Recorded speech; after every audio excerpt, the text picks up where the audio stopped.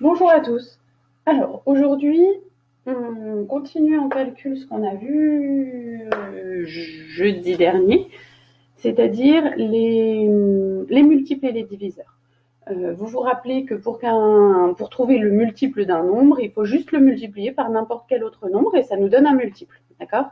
Et puis, pour savoir si un grand nombre est le multiple d'un petit nombre, eh bien, on effectue la division et puis on regarde s'il y a un reste. S'il n'y a pas de reste, c'est que c'est bien un multiple. S'il y a un reste, c'est que c'est pas un multiple, d'accord? Donc aujourd'hui, on va se concentrer sur les multiples de 2, 5 et 10. Et l'objectif de la leçon d'aujourd'hui, ça va être, quand je vous donne un grand nombre, que vous sachiez me dire, sans même faire la division, si oui ou non il est multiple de 2, 5 et 10. D'accord? Donc pour ça, je vais d'abord vous demander, enfin non, je ne vais pas vous demander parce que vous pouvez pas me répondre, mais on va d'abord trouver plusieurs multiples de 2. D'accord? Donc allez, 2 fois 4, allez, ça fait 8. 2 fois 12, ça fait 24. 2 fois 45, ça fait 90. 2 fois 11, ça fait 22. 2 fois 18, ça fait 36. Ouais, ça nous en fait déjà un petit paquet. Et qu'est-ce que vous remarquez sur tous ces multiples de 2? Qu'est-ce que vous remarquez? On remarque qu'à chaque fois, ce sont des nombres pairs. Ça veut dire que le chiffre des unités, c'est 2, enfin c'est 0, 2, 4, 6 ou 8. D'accord? Ça veut dire que ce sont des nombres qu'on peut diviser par 2. Ben oui, évidemment, puisque pour vérifier si un nombre est le multiple de 2, il faut que je fasse ce nombre divisé par 2. Ça veut dire prendre la moitié de ce nombre. On sait très bien que la moitié d'un nombre, je peux le prendre que si c'est un nombre pair. Donc, je vais aller regarder le chiffre des unités, là. Le chiffre des unités. Et si le chiffre des unités est un chiffre pair, alors dans ce cas, oui, notre nombre va être divisible par 2. D'accord? Donc, je répète la règle pour le 2. Il faut, pour qu'un nombre soit un multiple de 2, on peut aussi dire que pour qu'un nombre soit divisible par 2, c'est la même chose. Il faut que le chiffre des unités du nombre soit un nombre pair, c'est-à-dire 2, 4, 6, 8 ou 0. D'accord? Bon, c'est pas trop compliqué à se rappeler normalement. On va donc continuer avec les multiples de 5. Alors, pour essayer de voir une règle un petit peu de la même sorte que le 2, on va d'abord chercher plein de multiples de 5. Allez, 5 fois 9, 45. Attendez, j'arrive. Alors, excusez-moi, il y a une petite pause. Donc, 9 fois 5, 45. On va prendre autre chose. 10 fois 5, 500. 50, n'importe quoi. 15 fois 5. J'ai un trou. 75. N'importe quoi. 15 fois 5. Si, c'est ça, 75. Oh là là, maîtresse, elle fatigue. Hein. On va prendre des plus faciles. 11 fois 5, 55. 20 fois 5, 100.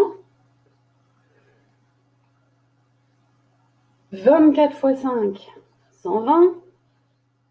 25 fois 5, 125. Allez, on en a un petit échantillon suffisamment pour essayer de trouver la règle.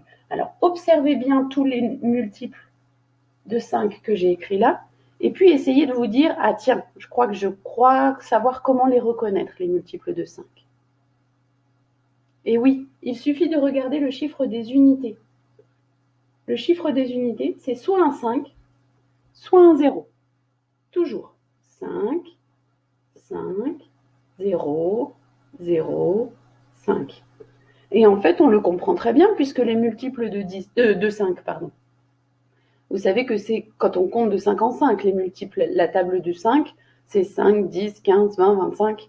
Donc on va toujours de 5 en 5. Donc forcément, comme on va de 5 en 5, on retombe toujours sur 5 ou 10 ou 15, etc. Et du coup, comme ça va de 5 en 5, c'est soit l'unité c'est 5, soit l'unité c'est 0, soit l'unité c'est 5, soit l'unité c'est 0.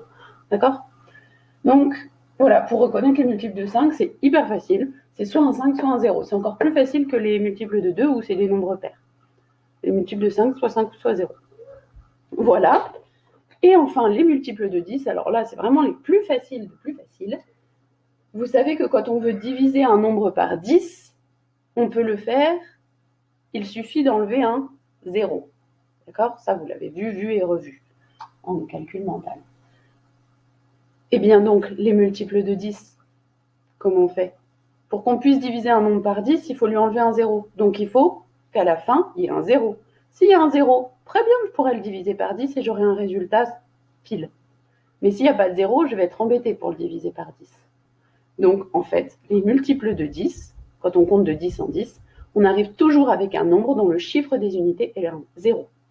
Donc, allez, 10 fois 40, 400. 10 fois 38, 380. 10 fois 3, 30. 10 fois 5, 50. 10 fois 12, 120. 10 fois 10 fois 528, 5280.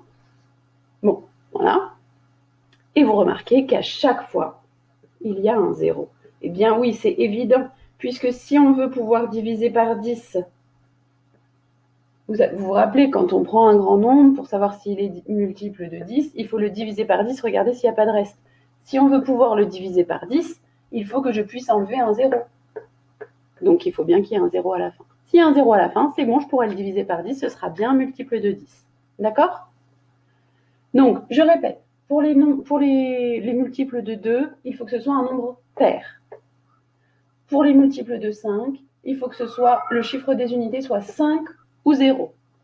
Et pour les multiples de 10, il faut que le chiffre des unités soit forcément un 0. D'accord? Donc ça veut dire que vous remarquez que, par exemple, celui-là, là, le 50, là, il est multiple de 5, c'est vrai. Mais est-ce qu'il est aussi multiple de 2? Eh bien oui, puisque c'est un nombre pair. Donc, il est aussi multiple de 2. Il va aussi dans cette case-là. Et puis, il se finit par 0. Donc, c'est aussi un multiple de 10. Ça veut dire qu'un même nombre peut être multiple de 2, 5 ou 10. Et il peut être tous les trois à la fois. D'accord? Ça dépend. Évidemment, celui-là, par exemple, vous regardez, est-ce qu'il a un nombre? C'est un nombre pair? Non. Donc, il n'est pas divisible par 2. Est-ce qu'il finit par 0? Encore moins. Donc, ce n'est pas divisible par 10. 45 n'est divisible que par 5. Enfin, pas vraiment, parce qu'il est aussi divisible par 9, puisque 9 fois 5, 45. Mais en tout cas, là, parmi les 2, 5 ou 10, il n'est divisible que par 5. D'accord? Et puis, par contre, on peut prendre celui... Non, je dis des bêtises. Non, je dis des bêtises, n'importe quoi. Bon, bref, j'espère que vous avez bien compris. Je vais juste vous donner un dernier exemple. Et vous allez essayer de deviner par combien il est divisible. C'est exactement ce que vous avez à faire dans l'exercice.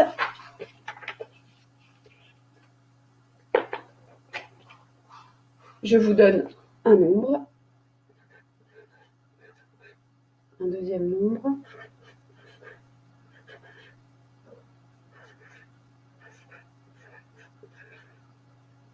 et un troisième nombre. Voilà. Et puis, dans l'exercice, vous devez me dire s'il est multiple de 2, de 5 et de 10. Alors, on va le faire ensemble pour 134, 425, 3240 et 721. Donc, à vous de le remplir. Alors, est-ce que 134 est multiple de 2. Rappelez-vous, pour multiple de 2, je dois regarder si le chiffre des unités est un chiffre pair. 2, 4, 6, 8, 10. 2, 4, 6, 8, 0 plutôt. C'est un 4. Donc oui, il est multiple de 2. Est-ce qu'il est multiple de 5? Est-ce qu'ici c'est à 5 ou un 0? Non. Donc pas multiple de 5. Est-ce qu'il est multiple de 10? Encore moins, puisqu'il faudrait que là ce soit un 0. Donc non. Ensuite, 425. Est-ce qu'il est multiple de 2? Je regarde ici. Un 5. Donc non, il n'est pas multiple de 2 puisqu'il faudrait qu'il soit pair. Or, 5, c'est un nombre impair. Multiple de 5. Ah bah oui, il finit par 5. Multiple de 10. Ah bah non, il faudrait que ce soit un 0. Donc, pas multiple de 10. Non, non, non. 3240. Est-il un multiple de 2? Oui, c'est un nombre pair, le 0. Donc oui. Est-il multiple de 5? Oui, parce que ce de 5, on a dit que c'était soit 0, soit 5. Donc c'est 0, donc oui. Et multiple de 10? Eh bien oui, parce que si je le divise par 10, je peux enlever le 0 et j'aurai 324. Donc oui, celui-là est multiple de tout, de 2, 5 et 10. Et 721, on regarde là, tiens, ce n'est pas un nombre pair. Donc ici, c'est non. Est-ce qu'il est multiple de 5? Non plus. Et est-ce qu'il est multiple de 10? Non plus. Voilà ce que vous avez à faire dans l'exercice. J'espère que vous avez bien compris. Je vais juste vous chercher la leçon pour vous montrer où coller votre leçon. Alors, la leçon de calcul, vous allez sur le calque 5. Normalement, vous avez déjà collé ça. Voilà. Et en dessous, vous allez coller ça, ça et ça, normalement, que je vous ai envoyé la semaine dernière, qu'on n'a pas encore collé. Et je dis des bêtises en plus. C'est pas du tout ça que vous allez coller. Pas non plus ça. Donc, vous n'avez pas cela. Vous avez que 2, 5, 10. Donc, vous les collez sur la rangée de gauche. D'accord? À la suite les uns des autres. Vous mettez 2 en haut, 5 et 10. Voilà. Vous ne vous occupez pas de ça. C'est pour les CM2 la semaine prochaine. Les CM1, vous ne le faites pas cette année. D'accord? Donc, pour l'instant, ça, vous laissez vide. Hein. Les deux petits points à droite, vous laissez vide. Vous collez bien à gauche. Voilà. Et si vous voulez, vous pouvez les colorier pour faire un peu de couleur. Voilà. Bon courage!